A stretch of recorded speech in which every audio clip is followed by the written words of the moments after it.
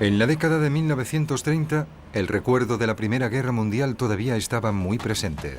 Tras la terrible carnicería acaecida en las trincheras, existía una determinación absoluta a no volver a sufrir una tragedia similar.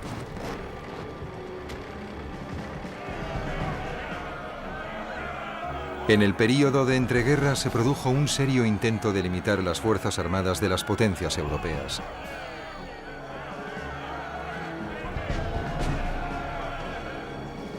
Con el ascenso de Hitler y el inevitable camino hacia la guerra, Inglaterra tuvo que reaccionar con rapidez para rearmarse y equiparse con cazas modernos.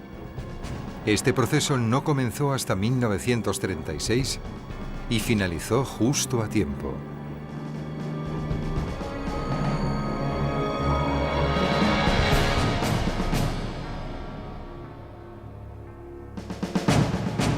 Sangre y acero.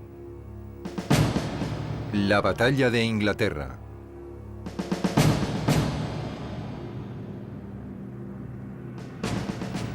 Si bien la Fuerza Aérea Británica disponía de modernos cazas, poco podía hacer esta en Francia para impedir el avance meteórico de la Blitzkrieg.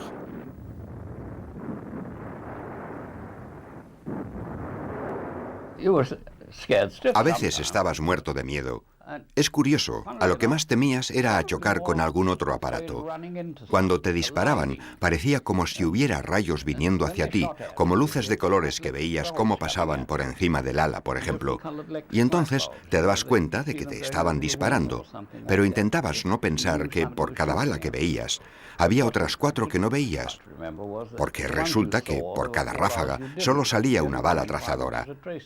Es decir, que el peligro era mucho mayor del que percibías, lo que probablemente fuera bueno, porque así no tenías tanto miedo. Pero el combate podía ser positivo para los pilotos ingleses. Si los Stukas que encabezaban la Blitzkrieg eran sorprendidos sin un potente escudo de cazas de apoyo, el resultado era inevitablemente una masacre. No había nada que levantara más los ánimos de los pilotos de la RAF que lo que ellos llamaban una fiesta Stuka. Al principio de la campaña solo había 6 escuadrones Hurricane en Francia, y si bien intervinieron en su medida en el combate, los franceses deseaban una mayor contribución de los ingleses en el aire.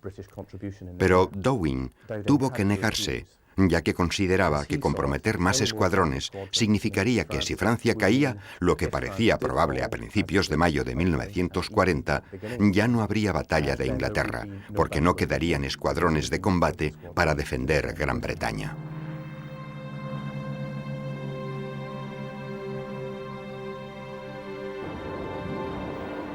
Algunos éxitos aislados en combates aéreos no iban a bastar para contener los implacables avances alemanes. Finalmente, los cuerpos expedicionarios británicos, junto con numerosas tropas francesas, se vieron acorralados cerca de Dunkerque.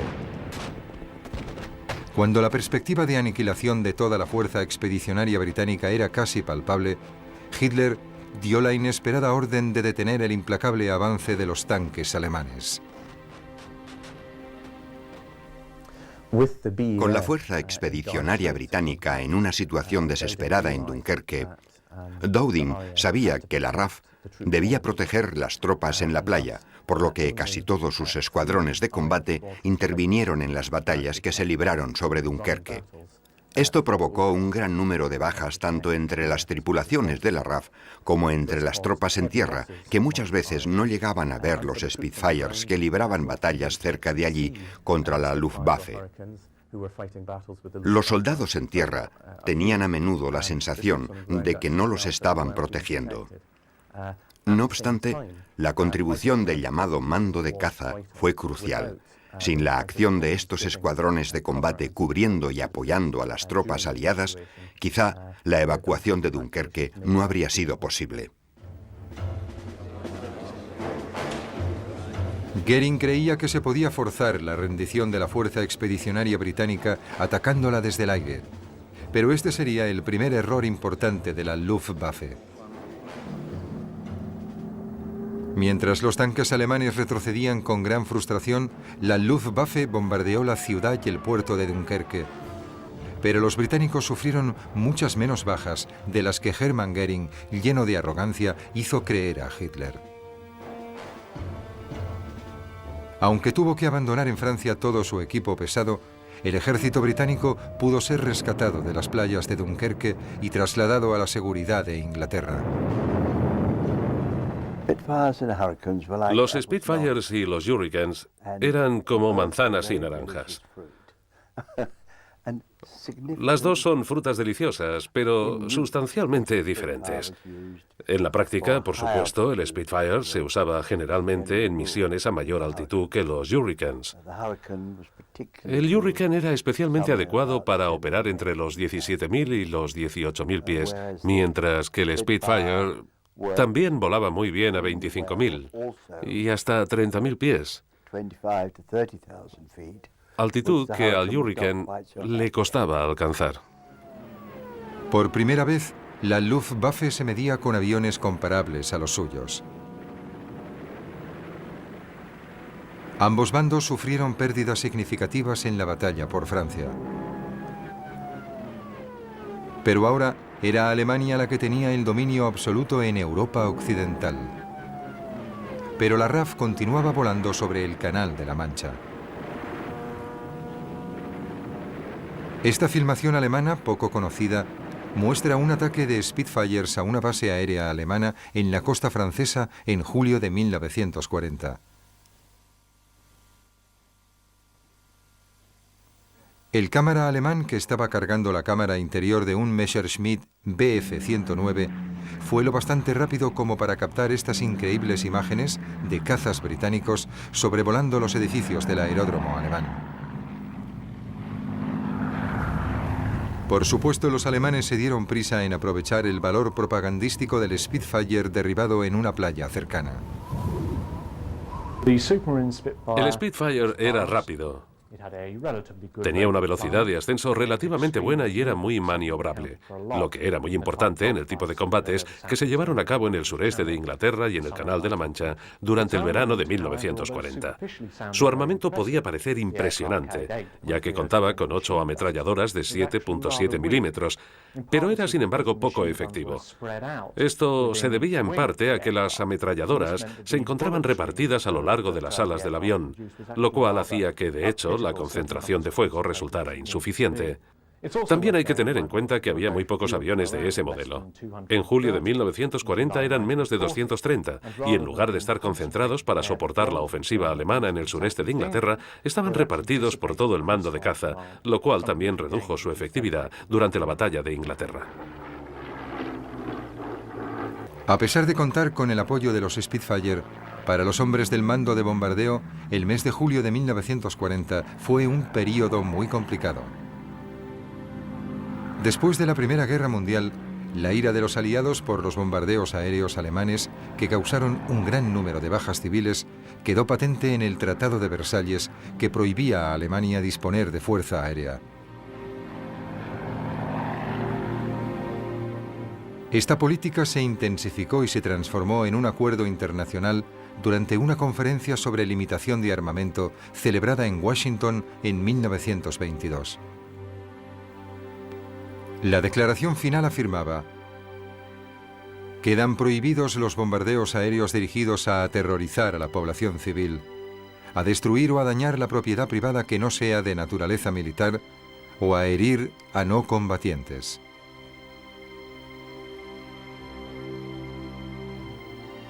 Todas las potencias mundiales acordaron que no se realizarían ataques sobre ciudades indefensas o sobre cualquier otro objetivo en el que se pudiera dañar a civiles. Desgraciadamente para los habitantes de Coventry y Dresden, estas nobles intenciones quedaron totalmente olvidadas en 1945, pero al menos durante los primeros meses de la guerra sirvieron de algo. El respeto a las limitaciones de Washington restringió el alcance de los ataques de los bombardeos contra objetivos civiles al comienzo de la Segunda Guerra Mundial. Inicialmente, tanto Inglaterra como Alemania respetaron plenamente el tratado. En el otoño e invierno de 1939, el mando de bombardeo se vio obligado a concentrar su atención en objetivos militares y barcos alemanes en el mar o en puerto.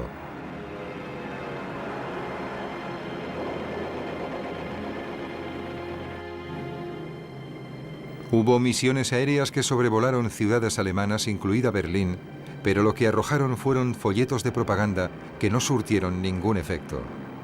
Pero dichas misiones proporcionaron a las tripulaciones experiencia para las incursiones aéreas que realizarían posteriormente, aunque el impacto de la propaganda fuera nulo. Los combates aéreos duraban muy poco. El tiempo real de combate era muy corto.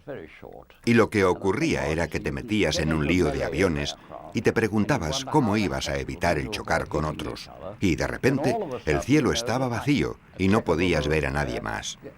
Esto ocurría muy a menudo. Entonces había que intentar encontrar a quién seguir para volver a casa. Uno de los nuestros se coló en una formación de aparatos enemigos, aunque afortunadamente se puso al final y no le vieron. Este tipo de cosas también ocurrían. Por alguna razón, el comandante y yo siempre acabábamos juntos. Nos encontrábamos en el cielo, y no porque nos estuviésemos buscando, sino simplemente buscaba cualquier avión y resultaba ser el suyo. Los alemanes también se vieron obligados a concentrarse en objetivos militares y en acciones de propaganda como esta patrulla inofensiva sobre las islas del Canal realizada por la tripulación de un Heinkel 111. Más tarde, estos bombarderos se utilizarían sobre Londres con ánimo destructivo. La Blitzkrieg había obtenido una destacable serie de victorias, pero con el inicio de la batalla de Inglaterra, el papel de la Luftwaffe iba a cambiar. La guerra relámpago de corto alcance que tantas victorias había reportado en Polonia y en Francia ya no era adecuada, y la Luftwaffe pasó a centrarse en una larga guerra de desgaste. El 16 de julio Hitler firmó la directiva número 16 del Führer en la que se exponían los planes para invadir Inglaterra. La Luftwaffe iba a llevarse la peor parte del combate inicial, ya que le fueron asignadas misiones que entrañaban gran dificultad. Una de las primeras sería anular las defensas costeras inglesas y cerrar el canal a los barcos británicos.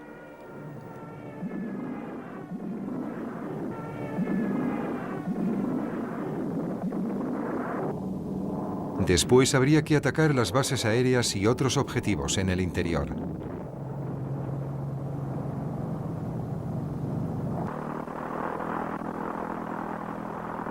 La segunda y tercera fuerzas aéreas de Göring se encontraban en Francia y en Bélgica. Sus principales adversarios eran los Hurricanes y los Spitfires del mando de caza de la RAF. Los comandantes de la Luftwaffe eran perfectamente conscientes del relativamente corto alcance de sus cazas. Cuanto más tuvieran que adentrarse en Inglaterra, menor sería el tiempo del que dispondrían para combatir. Los comandantes alemanes esperaban destruir el mayor número posible de cazas durante los combates sobre el canal. Los combates aéreos sobre el Canal de la Mancha a principios del verano de 1940 pueden ser considerados un preludio de la propia batalla de Inglaterra. Los alemanes querían eliminar el tráfico marítimo británico del canal como condición previa a la Operación León Marino, que así se llamaría el asalto anfibio al sur de Inglaterra. También deseaban paralizar las comunicaciones comerciales de Inglaterra con sus colonias. Dichos combates se alargaron desde principios de junio, poco después de la caída de Dunkerque, hasta principios de agosto. Durante este periodo, unos 26 convoyes británicos fueron atacados en el Canal de la Mancha, lo que provocó una serie de combates aéreos relativamente intensos sobre el canal al estar protegidos por el mando de caza. Pero desde mediados de agosto se haría imposible defenderlos de forma eficaz, por lo que estos convoyes fueron detenidos, comenzando la auténtica batalla de Inglaterra. La batalla del canal empezó realmente el 10 de julio de 1940, cuando varios Stukas dañaron seriamente a 2 desprevenidos destructores de la Marina Real. A lo largo de las semanas siguientes, las aterradoras sirenas aéreas de los Stukas se oyeron cada vez con mayor frecuencia, a causa de los reiterados ataques alemanes a los convoyes costeros. La base de destructores de Dover y otras instalaciones portuarias fueron igualmente atacadas. Todos los pilotos de los Stukas habían recibido entrenamiento específico en ataques a barcos, algo que entraña gran dificultad, puesto que es muy difícil estimar la altitud sobre el mar, especialmente si está en calma.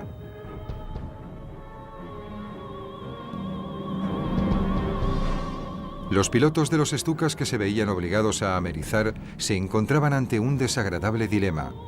Por un lado, durante el descenso, debido al tren de aterrizaje fijo, el aparato se precipitaba hacia abajo a gran velocidad y hacia una muerte casi segura, pero por otro lado, si la tripulación saltaba, la balsa y el equipo de supervivencia quedaban en la cabina. El mando de caza fue llevado al límite de sus posibilidades y las pérdidas de Stukas fueron escasas en comparación con el daño infligido.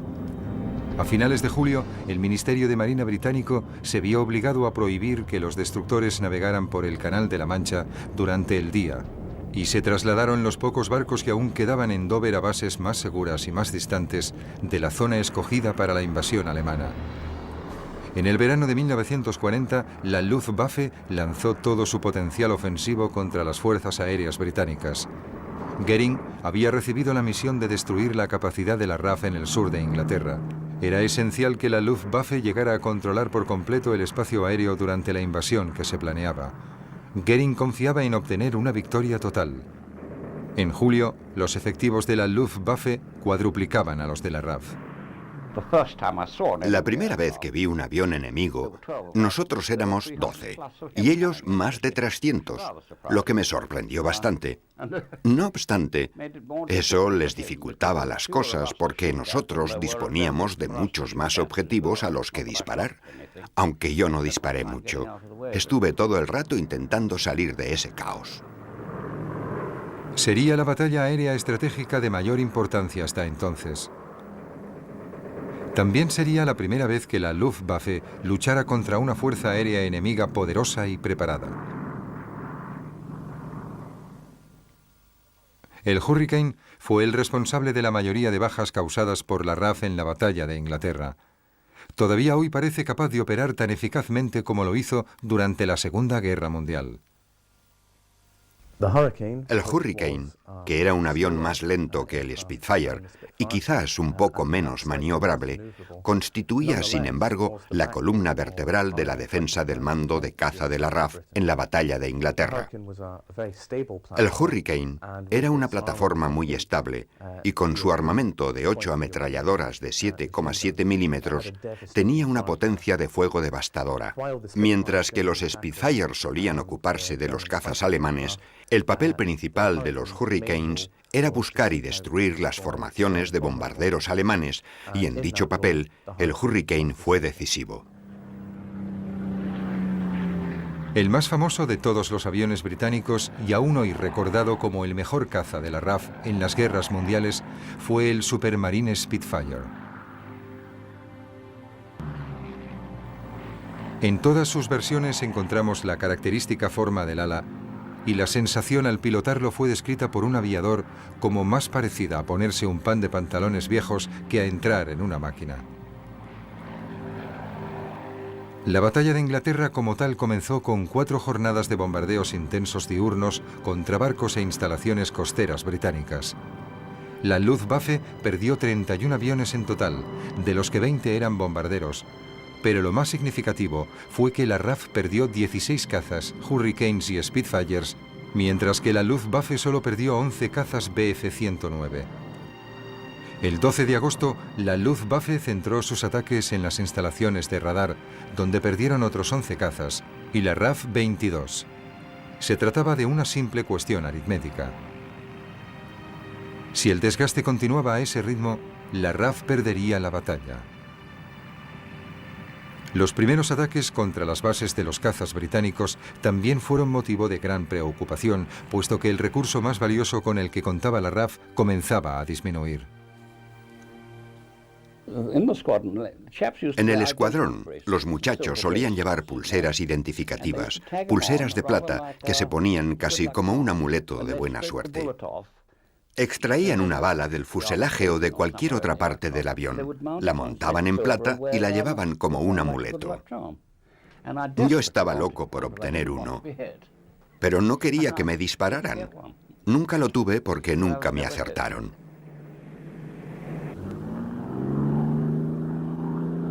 A pesar de las pérdidas sufridas por la RAF, algunas unidades de la Luftwaffe sufrieron todavía más. Durante la primera mitad de agosto, las pérdidas de Stukas aumentaron enormemente. El 19 de agosto, por orden personal de Hermann Göring, se retiraron los bombardeos en picado de las operaciones en la línea de fuego. Los Stukas fueron trasladados a la zona del paso de Calais para descansar y prepararse para la invasión. Resultaría ser una larga espera. El Stuka era un arma letal, altamente precisa y aterradora en el ataque, pero requería unas condiciones de superioridad aérea. Si no actuaba bajo dichas condiciones, su poca velocidad de combate y su torpeza en el aire lo hacían extremadamente vulnerable a los ataques de los cazas británicos. Y por supuesto, en el verano de 1940, o por lo menos a mediados de agosto de 1940, los alemanes no gozaban de superioridad aérea en el sureste de Inglaterra. Cuando un bombardero Stuka terminaba el vuelo en picado, iba tan lento que se convertía en un objetivo muy fácil para un Hurricane o un Spitfire. Durante los primeros días de la batalla, se derribaron Stukas en número tan elevado y con consecuencias tan graves que la Luftwaffe decidió finalmente retirarlos. El día 13, Göring cometió el primero de lo que sería una serie de errores garrafales que acabarían provocando que la Luftwaffe perdiera la batalla. En vez de intensificar la ofensiva contra el mando de caza, los bombarderos alemanes fueron enviados a atacar astilleros tan distantes entre sí como Swansea, Aberdeen y Belfast. Al intentar proteger columnas de bombarderos tan dispersas, la Luftwaffe perdió 24 cazas por 14 de la RAF. Aún más importante fue el hecho de no haber causado daño alguno a las bases aéreas del mando de caza. Göring, con su acostumbrada indecisión y buscando diferentes maneras de obtener una victoria rápida, no estaba capacitado para dirigir la batalla de Inglaterra en el bando alemán. Cambiaba continuamente los objetivos, que en julio pasaron de ser el canal a las fábricas de aviones. En agosto fueron las estaciones de radar, luego las bases aéreas de la RAF y finalmente, en septiembre, la misma ciudad de Londres. Así pues, Göring nunca fue capaz ni poseyó el temperamento adecuado para mantener la presión sobre la RAF en un momento tan crítico como ese. Afortunadamente, los efectos de la ofensiva de la Luftwaffe contra las bases aéreas de cazas quedaban compensadas por la mala labor de los servicios de inteligencia alemanes. A menudo se fijaban como objetivo bases aéreas o fábricas equivocadas. A medida que la batalla progresaba, las pérdidas de cazas británicos eran grandes, pero las de la Luftwaffe lo eran aún más. Solamente el día 15 de agosto fueron destruidos 50 aviones alemanes. Entre el 13 y el 18, los alemanes perdieron 350 aviones por 170 de la RAF. En esta batalla de avión contra avión, los vulnerables Stukas ya habían sido retirados del combate. Solo los Bf-109 habían demostrado ser capaces de enfrentarse a los Spitfires y a los Hurricanes en igualdad de condiciones, pero existían graves dificultades logísticas. El Messerschmitt 109E, que fue el caza monomotor estándar de la Luftwaffe durante la batalla de Inglaterra, era un avión muy eficaz. Tenía un peso adecuado y muy buena potencia de fuego. Era muy maniobrable y, a diferencia del Spitfire, podía realizar picados a gravedades negativas, lo cual lo convertía en un avión muy manejable. El único fallo en el diseño podría ser la raíz del ala, que era algo débil, lo cual hacía que los pilotos de la Luftwaffe se sintieran un poco nerviosos al realizar virajes tan cerrados como los que efectuaban los pilotos de Spitfire. No obstante, el Messerschmitt 109 fue un avión muy eficaz que causó graves preocupaciones a los planificadores de la RAF durante la batalla. Sin embargo, el Messerschmitt 109 presentaba varios fallos importantes. El primero era su alcance. Sus tanques de combustible eran relativamente pequeños y por lo tanto el avión solo podía mantenerse en el espacio aéreo británico durante algunos minutos, especialmente cuando se dirigía tan lejos como a Londres antes de tener que dar la vuelta. Está claro que esto reducía su capacidad de eliminar a los aviones del mando de caza y además significaba que los Messerschmitts dañados tendrían grandes dificultades para volver a cruzar el Canal de la Mancha sin estrellarse o sin terminar el combustible.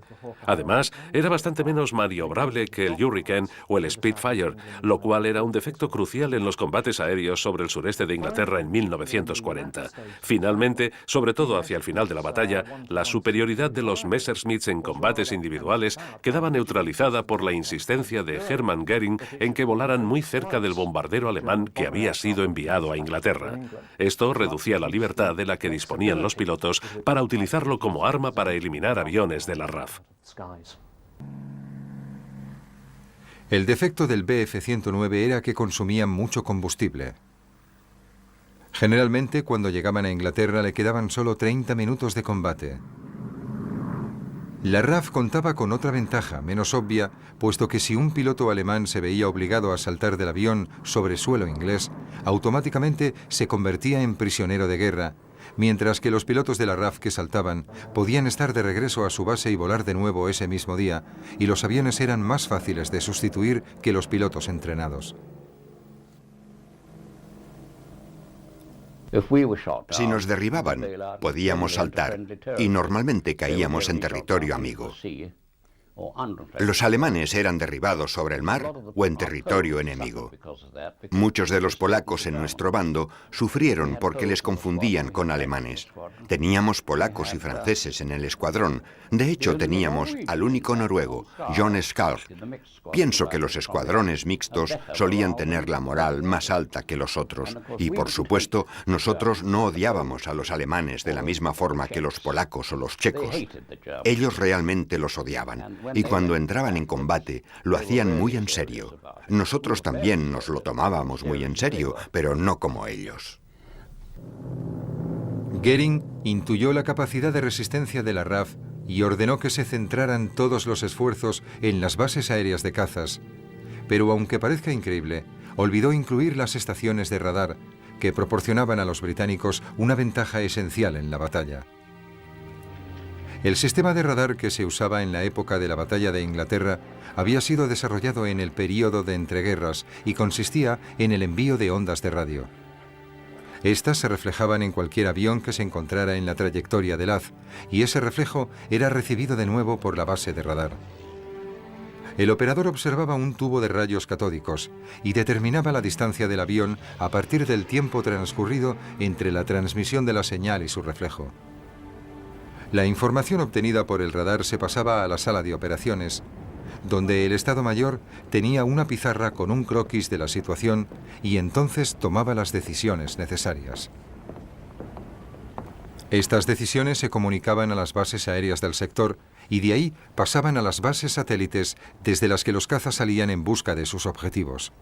Los aviones británicos llevaban transmisores de señales que les identificaban como amigos ante el radar, que luego se podían utilizar para guiar al avión hacia su objetivo.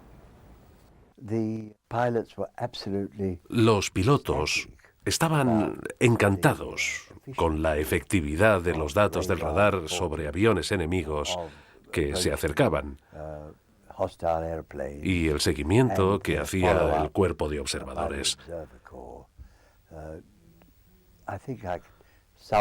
Se puede resumir la actitud de los muchachos en mandádnoslos y nosotros los derribaremos. Era así de simple. Confiaban mucho en la eficacia de la organización terrestre que les apoyaba. El radar se complementaba con el trabajo de los miembros del Real Cuerpo de Observadores que escrutaban el cielo del canal con instrumentos más convencionales, como telescopios y prismáticos. Sin embargo, las antenas de las diversas estaciones de radar destacaban claramente en muchas colinas. Estos eran los puntos en los que los alemanes centraban su atención, en un intento de dejar ciego al mando de caza. El primer ataque se había producido el 12 de agosto de 1940. Se envió una escuadrilla de Bf-109 para atraer a la defensa de los cazas. Entonces, la fuerza principal de Stuka se dirigió a las estaciones de radar. Muchas temblaron a causa de los explosivos de gran potencia que les cayeron cerca. La estación de Bednor, en la isla de White, estuvo inutilizada durante 3 días cruciales. El concepto alemán inicial era sólido, pero la planificación y la ejecución dejaron mucho que desear. Aparte del caso de Bednor, causaron pocos daños irreparables al sistema y el control de dirección de cazas siguió funcionando. Los líderes alemanes, principalmente Göring, seguían pensando que este debía de ser el camino a seguir. Dio orden de realizar un ataque total lo antes posible, pero el primer ataque sería contra las bases aéreas adelantadas. Eso fue Adlerangriff, ataque de las águilas. A pesar de los discursos y de la planificación, el ataque de las águilas se inició de forma desorganizada. La orden original dio instrucciones de comenzar poco después del 5 de agosto. Pero las condiciones meteorológicas no permitieron un ataque hasta el día 13. Se dio la orden, pero se anuló poco después del despegue. Muchos bombarderos alemanes no recibieron dicha orden de retirada. Hacia las 7 de la mañana, una fuerza de Dornier 17 bombardeó las bases costeras de Sheerness y Eastchurch con certera precisión. Causaron grandes daños, pero no les acompañaba la escolta de cazas y sufrieron muchos ataques del mando de caza británico. No obstante, la nueva estrategia de la Luftwaffe tuvo cierto éxito, y a medida que aumentaban las pérdidas, se reducía el número de cazas operativos de la RAF. Las fábricas británicas podían compensar los aparatos perdidos, pero no había suficientes pilotos. Una a una, las bases de cazas resultaron dañadas, hasta tal punto que prácticamente no podían estar operativas. La verdad es que aprendimos de los alemanes, porque habían estado en España. Los italianos habían estado en otras partes y sabían más de ese tipo de cosas que nosotros, mucho más, y además eran mejores. Nos derribaban con bastante frecuencia y disparaban a los que se apartaban, al piloto que no estaba en formación. Los veían con mucha facilidad. Perdimos muchos pilotos así, pero realmente no los podías proteger porque estabas demasiado ocupado formando con los otros sin examinar el cielo y concentrándote más en nuestro líder. Pero con el tiempo aprendimos. A medida que las batallas de cazas iban aumentando, los pilotos británicos se mostraban más furiosos por el hecho de ser enviados solamente en escuadrones para luchar contra una enorme fuerza de aviones enemigos. El as del aire, Douglas Bader, propuso una nueva táctica. Cuando llegaba la orden de despegar, los aviones que estaban disponibles formaban una gran ala en lugar de atacar en escuadrones. Este ala se podía dirigir hacia el enemigo con el que ahora se combatiría en condiciones de cierta igualdad. Más adelante, estas tácticas serían las que permitirían a los aliados tener el control casi total de los cielos durante los bombardeos aéreos sobre Alemania. Pero durante la batalla de Inglaterra, esta táctica tuvo un éxito relativo. Estas grandes alas tardaban mucho en formarse. No se podían enfrentar al enemigo hasta que éste ya había lanzado sus bombas y estaba de regreso a casa. Se decía que si derribabas al piloto después de que hubiera cumplido su misión, eso tenía un cierto efecto disuasorio. Y es cierto. Pero no tenía el mismo efecto en la gente que sufría los bombardeos. Dowding y los otros líderes sabían que si aquello se convertía en una guerra de desgaste, Inglaterra perdería la batalla y probablemente la guerra. Simplemente no había suficientes aviones ni pilotos disponibles para combatir contra los alemanes en igualdad de términos y ganar. La única opción para Inglaterra era mejorar la táctica de enviar grupos reducidos de cazas contra grandes grupos de bombarderos. Mientras tanto, el mando de caza se apuntaría a una victoria ante el ataque de las águilas, consiguiendo únicamente sobrevivir. Esa victoria fue difícil. Durante 25 días, los bombardeos aéreos siguieron el mismo esquema.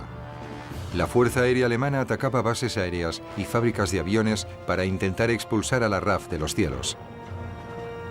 A finales de agosto, la RAF no disponía de más de 350 cazas operativos, y para mantener el ritmo, los pilotos realizaban hasta 4 vuelos diarios. La derrota final era solo cuestión de tiempo. Pero a menudo, un pequeño suceso cambia por casualidad el curso de la batalla. El 24 de agosto, algunos bombarderos de la Luftwaffe sobrepasaron su objetivo y por error lanzaron sus bombas sobre Londres. Actualmente, ambos bandos admiten que estos ataques de bombarderos alemanes sobre Londres los realizaron por equivocación pilotos que habían recibido instrucciones de bombardear Rochester y el estuario del Támesis y que cometieron un error humano. No obstante, dicho error en la localización del objetivo tuvo lugar en el momento álgido de la batalla de Inglaterra y la respuesta británica fue, por supuesto, contundente. La noche del 25 de agosto de 1940, los aviones del mando de bombardeo realizaron su primera incursión sobre Berlín en un ataque de represalia por las bombas lanzadas sobre Londres. El ataque aéreo británico provocó indignación en Berlín, pero militarmente no se consideró que este primer bombardeo aéreo del mando de bombardeo sobre la capital alemana hubiera tenido gran éxito.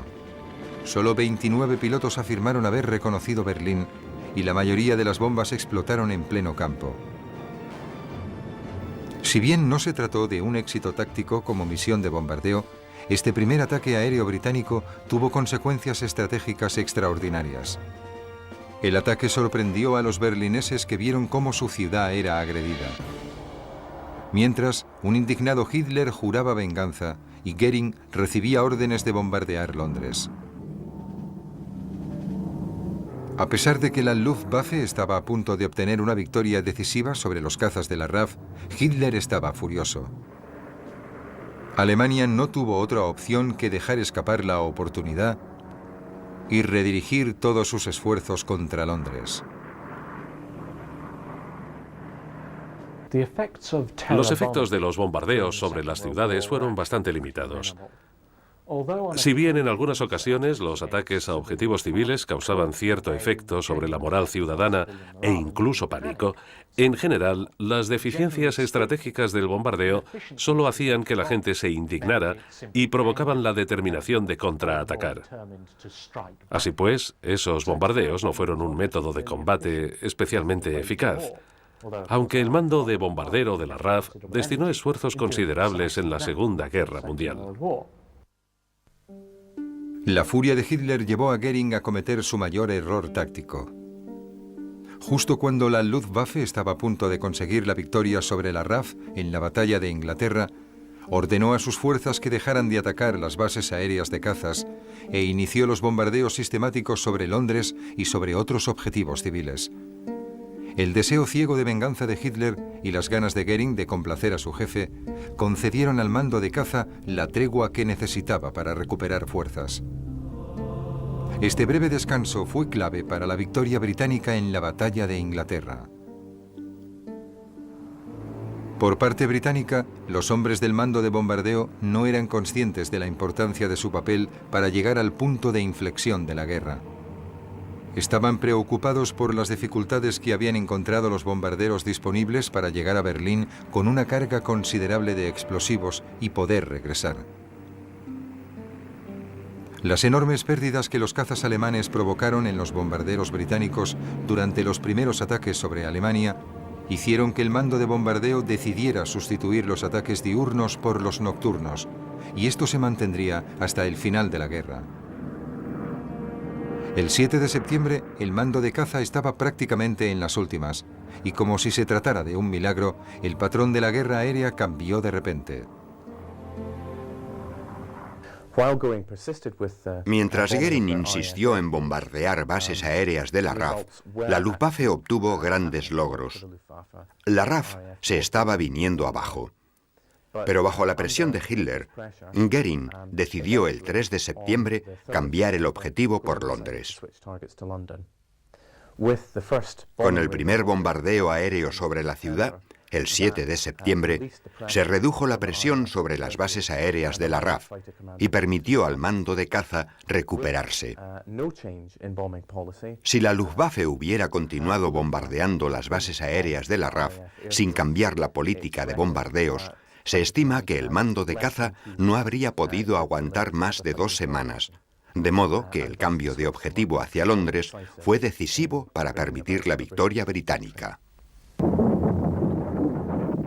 Hacia las 4 de la tarde, los controladores informaron de un incremento en el número de aviones enemigos. Parecía haber casi 1 millar de aviones cerca de la costa inglesa. Daba la impresión de que las bases aéreas del sector, ya muy dañadas, iban a tener que soportar una nueva embestida. Los 21 escuadrones de la zona de Londres salieron a recibirles. La visión que tuvieron cuando se encontraron con los alemanes fue asombrosa. La formación cubría 2.000 kilómetros cuadrados de cielo. Era evidente que su objetivo era Londres. Llovieron bombas sobre los muelles y el East End, sembrando el pánico en toda la capital británica. El repentino ataque sobre Londres fue consecuencia de una orden personal de Goering, como respuesta al ataque del mando de bombardeo británico sobre Berlín el 25 de agosto.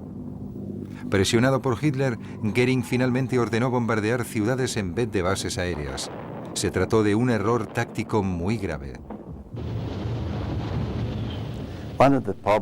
Evidentemente, uno de los problemas con los Spitfire y los Hurricane era que en realidad solo podías interceptar a un bombardero por pura casualidad.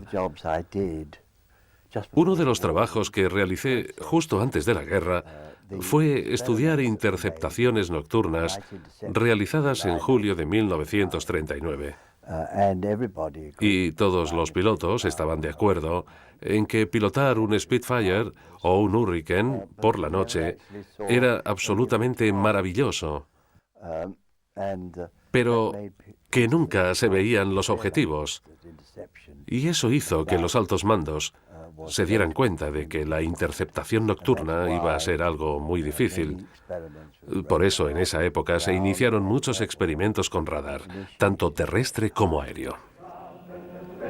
Goering había perdido de vista sus prioridades estratégicas y al desviar la atención de la Luftwaffe del bombardeo incesante sobre las bases aéreas y las fábricas británicas, proporcionó a la RAF el tiempo necesario para realizar reparaciones y preparar refuerzos.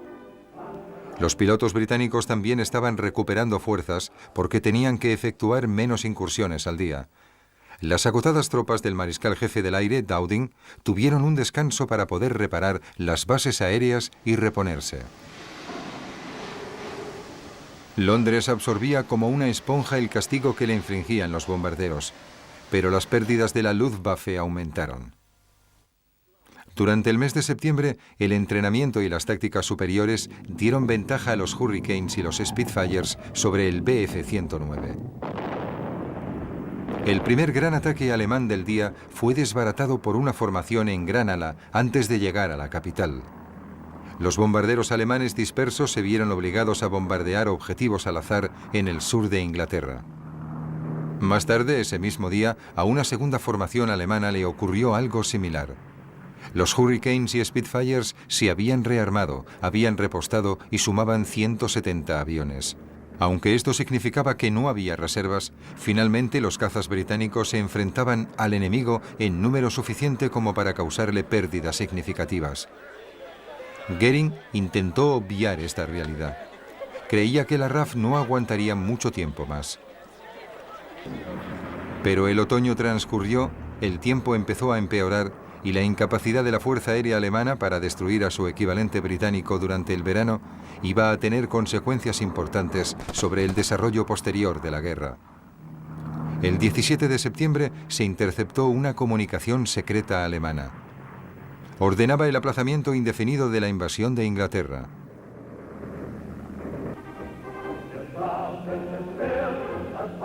Ante la evidente superioridad de la RAF, Hitler no tuvo más remedio que olvidarse de la invasión hasta el año siguiente.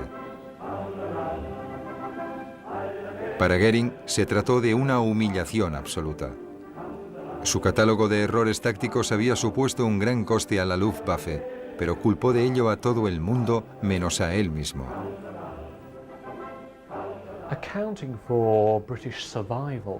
Sería absurdo hablar de la supervivencia británica sin mencionar a algunos protagonistas. Es evidente que el valor y el talento de los pilotos de cazas británicos y de la Commonwealth, que día tras día surcaban los cielos del sureste de Inglaterra y del Canal de la Mancha para enfrentarse a las fuerzas aéreas alemanas, superiores a ellos, es algo que aún ahora me parece extraordinario y merecedor de la mayor admiración. Pero creo que, en general, la razón principal por la que Inglaterra sobrevivió al verano de 1940 fue la decisión de Goering del 7 de septiembre de 1940 de alejar a la Luftwaffe de las bases aéreas de la RAF y redirigirla hacia la zona de Londres. Pienso que esta decisión cambió completamente el desarrollo de la batalla, y los alemanes desaprovecharon de esta forma su mayor ocasión de ganar a principios de septiembre de 1940. Así que, en cierto modo, es verdad que Inglaterra no ganó realmente la batalla, sino más bien fue Alemania quien la perdió. Los principales factores en la victoria británica son bastante diversos. En primer lugar, está la visión de futuro de Sir Hugh Dowding al crear el mando de caza, convertirlo en una organización fuerte y apostar por cazas modernos y por el desarrollo del radar. A este factor hay que añadirle las propias habilidades en combate de los pilotos británicos y su capacidad de resistir un largo periodo de intensa acción. Si miras el mapa, es extraordinario ver cómo se trazaron los sectores. Ver que, de hecho, miraban en la dirección correcta.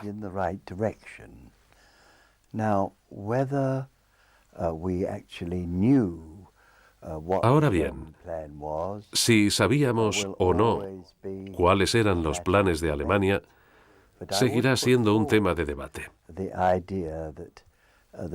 Pero yo apuesto por la idea de que los británicos tenían a un coronel del cuerpo de inteligencia sirviendo en el alto mando alemán, así que puede que tuviéramos cierta idea de lo que planeaban. Durante la primavera de 1941 continuaron los ataques nocturnos sobre Inglaterra, que causaron grandes daños y muchas pérdidas humanas.